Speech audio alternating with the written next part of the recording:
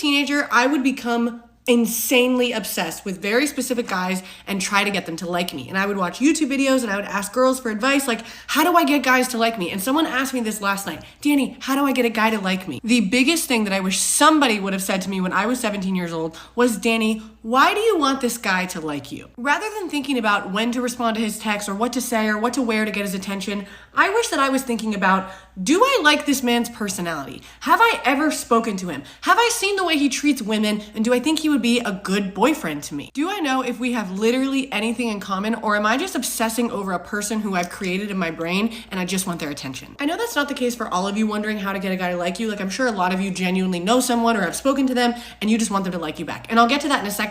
But for those of you who don't know someone, I want you to ask yourself, first and foremost, do I like them? And I'm not just saying, do I find them attractive, but can I think of 5 qualities, my brother taught me this, at least 5 qualities that are good and different than other people that I know. Now, baseline qualities do not count. So someone being kind, someone being nice, someone being funny, like those aren't things that make anyone special. Those are things that kind of just make someone like a human with a beating heart. Like everyone should be nice. Like, you know that filter? He's a 3, but he's kind to animals. He's still a fucking 3. He should be kind to animals. Everyone should be. If you can't think of 5 things that set this guy apart and make him seem like a guy that you would actually want to be with, you should probably reconsider why you like him in the first place. I think a lot of times us girls will overlook someone's flaws or not even think about whether they have good qualities just because they're attractive, and we'll let our attraction for them become like the #1 most important thing, and we'll say, oh, I really like him because he's nice and he's cool, and like that's all we can think of. But let's say that you can think of these qualities, you've spoken before, you think he's a good person, and you do want him to like you back. What do?